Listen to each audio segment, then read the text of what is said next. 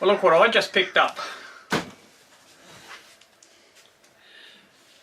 It's a new air fryer and oven. I figure with all the electricity we've got happening with our solar panels now, we can have a few more comforts. We've always had a microwave, but we've never had an oven, so I bought a little Russell Hobbs air fryer microwave. Just got to see if it's going to fit now.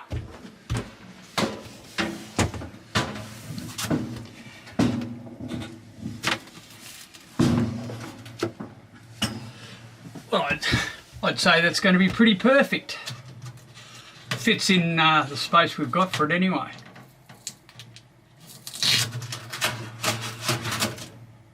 It's an air fryer oven, and it's got it's fan force, so it's very efficient. So that'll be good on the batteries, and we'll be able to cook a pie or chips, all that sort of stuff. The stuff that's bad for you. Anyway, it fits, so that's a good thing. With the oven fitted, it's time to drive down and pick up Wombi and Ted.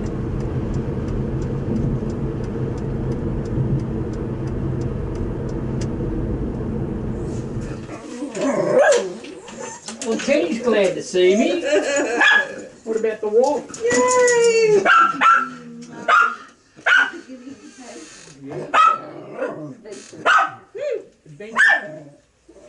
Look out. There's good. bags and my tools, and there's a little bit of washing. So Wombi, we're off. Bring it on, bring it on. Very excited. Yeah, it's great. I'm taking Wombi and the sore throat off cruising. and a woolly dog. And a woolly dog in the back. Where is he? How you going, Ted? You looking forward to going? Yoo-hoo! Woohoo, let's go.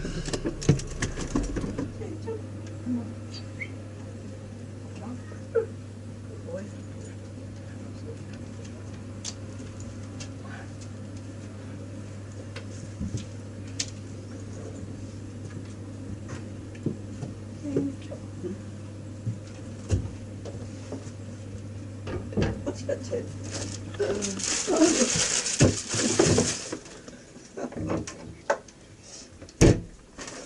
Done.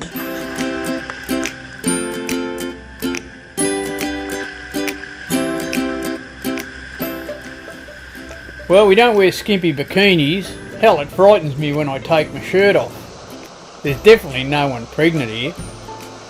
This is motor sailing for old dudes. We do live on a boat, and we do cruise extensively along the Australian coast. Join us and visit some great destinations. Learn how to look after a boat and live off grid. It might even get you enthused to do the same thing.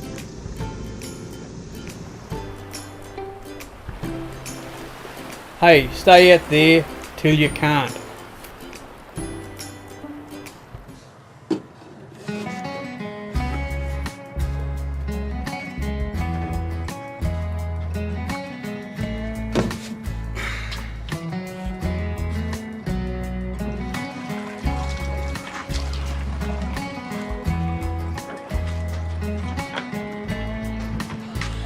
Well, down to the last jobs now, just filling up our drinking water containers. Carry about 50 litres of nice fresh water for making a cup of tea with.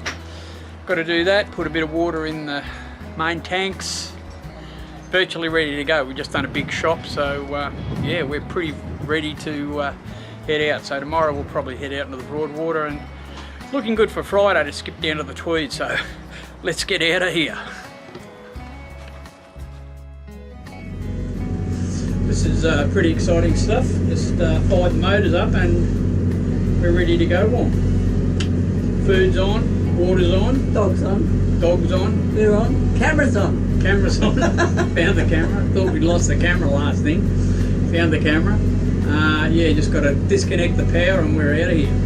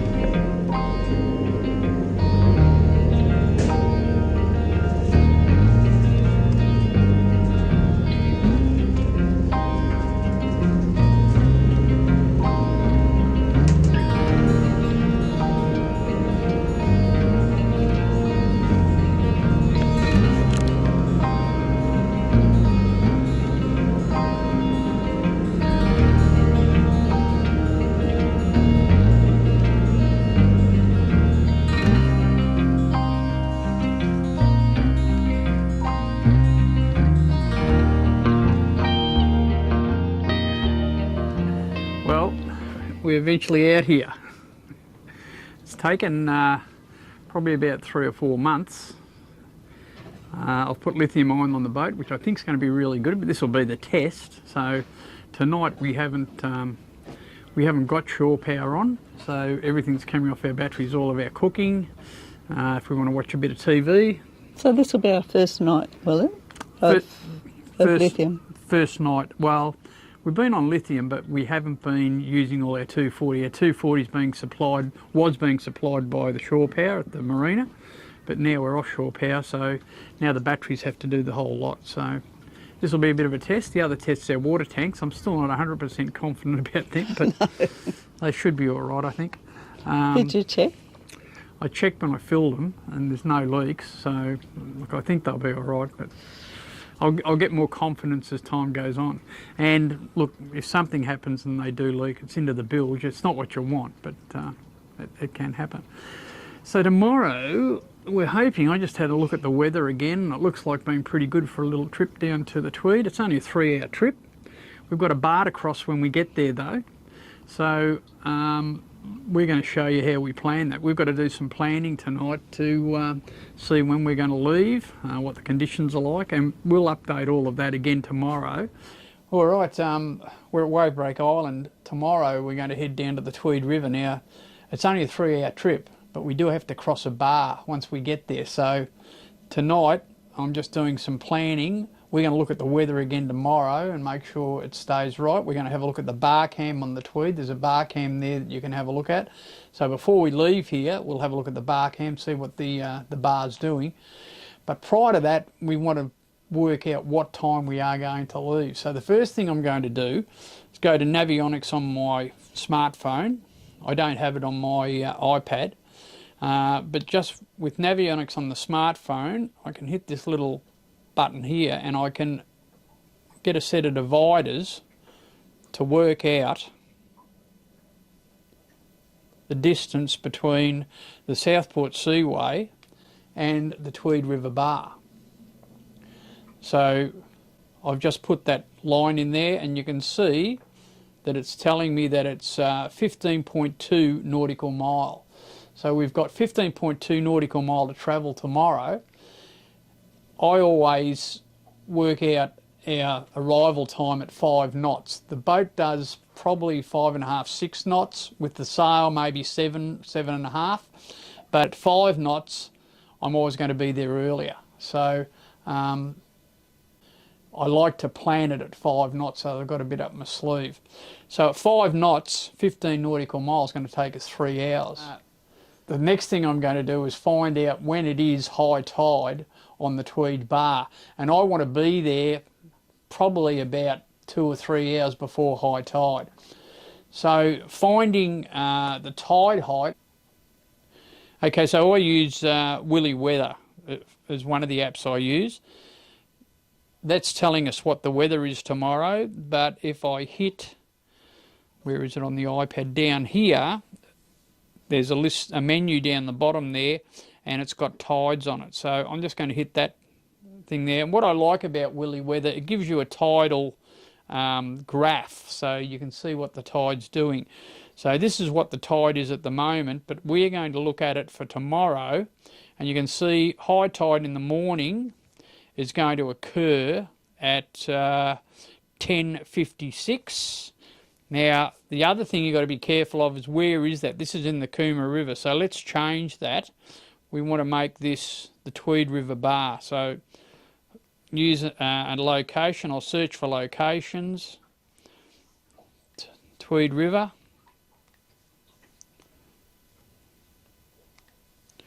Tweed Heads, River Entrance, New South Wales. That's where we're heading to. Okay. So that's the overnight tide. In the morning at the Tweed River entrance, 8:09 is the high tide. It's not a very high tide, but that's the state of the tide. It's 1.3 metres. And then in the afternoon or evening, 8:29. So we want to be in there before dark. So this is telling you when it's going to get dark, and that's at 5:41 or 6 o'clock. So I'm thinking we probably want to cross that bar at about 4:39. and we're on a run-in tide, ideally you'd be better off crossing that bar about there. But I don't want to do it in the dark. I'm not too worried about crossing the bar in the dark, but... Okay, so we're going to want to cross the bar at about 4:30, and that'll give us time to find somewhere to anchor for the night. If we're going to get there at 4:30, I'll be leaving here at 1:30, and that'll give me 3 hours to get to the bar. So that's 1:30, 2:30, 3:30, 4:30. Okay, so that's how I've worked that out. So we'll want to be leaving here at 1:30. Ideally, you could leave it a bit later, and I don't know, we'll look at this tomorrow. We'll look at what the weather's doing. If it's an ideal day, we'll probably do it that way. If we don't do it tomorrow at that time, we'll probably have to leave it till next week. And Monday, the high tide is later in the morning, so you're looking at about 11 o'clock.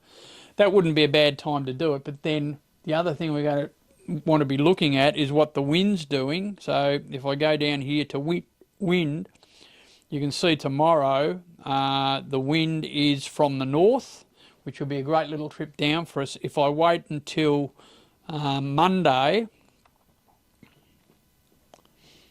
the wind's westerly, so it wouldn't be too bad. We could run down on a westerly wind. So these are all the decisions I'm going to have to make in the next 24 hours. The other weather app I use is windy.com. This is it here. You can see it gives you an animated look at what the wind's doing. So we can zoom in and out. This is the area we're working in down here. And I can put a dot on the map, and okay, so that's telling you what the weather is at the moment. But by moving the slider across here, we can see that tomorrow we're going to have a northerly airstream flowing down towards the Tweed River. So this is another app I like to use, especially for wind information. I think it's a very good app and free. So we won't be leaving until tomorrow afternoon. I've got plenty of time in the morning to check my engine rooms. I'll do that before we leave. We'll make sure everything's stowed and there's nothing, you know, that's left laying around that could be compromised on the way down. And yeah, we'll have another look at it. The other thing is we'll have another look at the weather tomorrow morning and make sure that it's still favourable for the trip south. It's been a southeaster blowing all day today. That's why we're here. We're not going to punch that down there. We want the wind behind us, and we're looking at about a 12 knot northerly tomorrow. So that'd be a good little breeze to get down to the Tweed on. And yeah, as long as the bar conditions are all right, I think we'll probably use that and see how we go. And if you get down there a bit early, it could be all right. We'll have a look at the bar cams and do all that before we leave and just see what conditions are like. So just some of the preparation we do before heading off on a trip to cross a bar on the Tweed River.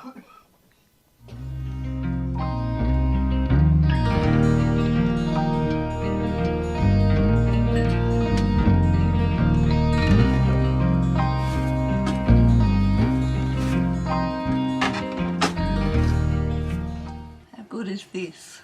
No generator, all lithium. Ew.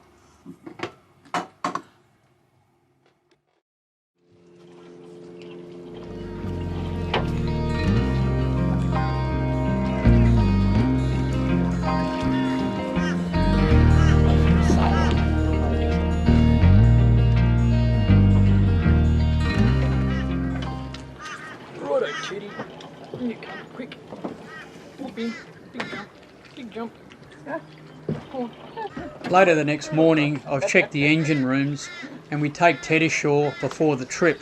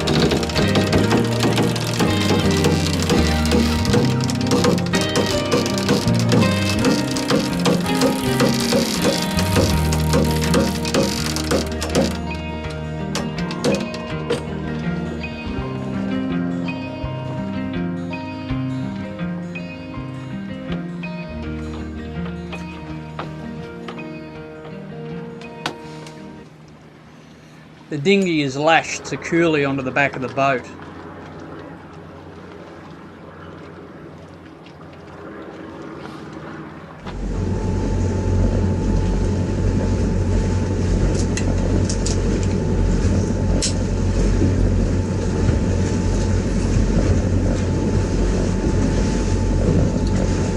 Well, we've had a look at the bar cam, both Southport Seaway bar looks alright, and the Tweed bar doesn't look too bad either, so we're just going to make our way down to the Tweed and see what it's like when we get there. We can always wait for a bit, probably a little bit quick after low tide, but we can always wait there a bit and come in later.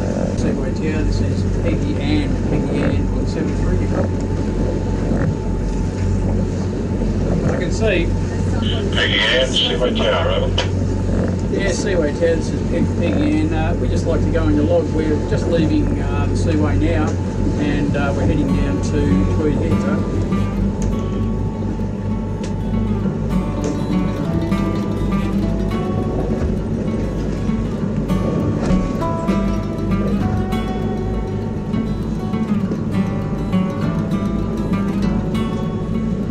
Seaway Tower, Spirit of Gold Coast. Might be a good idea to come in here. Spirit of Gold Coast, Seaway Tower, over. Yeah, back inside the Seaway, thanks.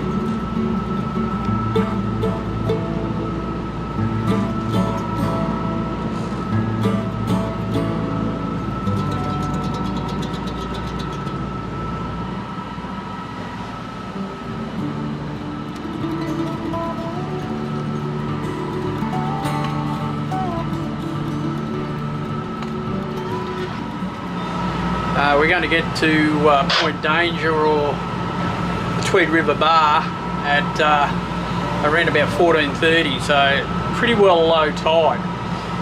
No problem with depth, there's plenty of depth on the bar, but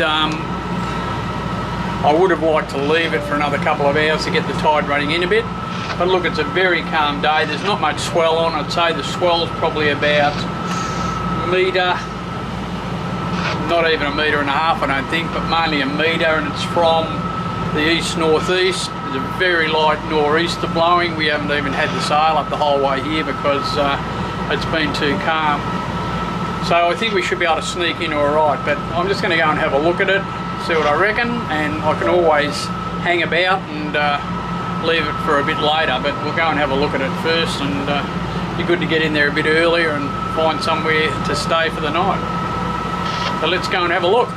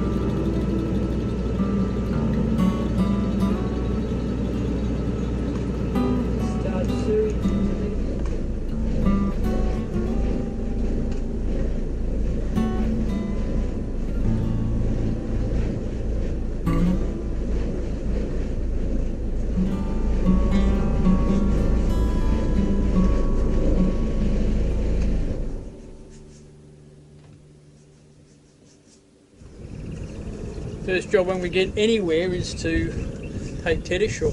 He's been hanging on for a few hours, and this little anchorage in the Tweed, probably going to be alright. Looks like it's going to rain, so I think we might have just beaten the rain. And I think tomorrow's going to be a shocker, so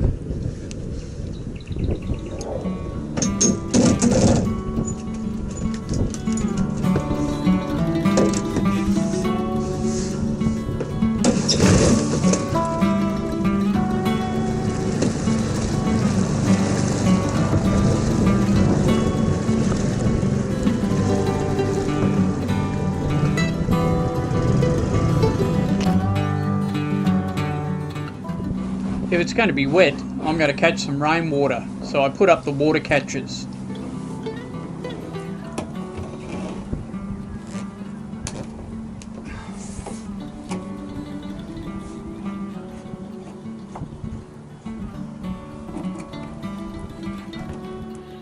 So it's a pretty grey night, and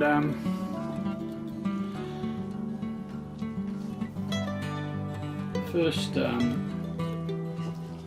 order of business is drink a clock. Cheers, dudes. Cheers, dudes.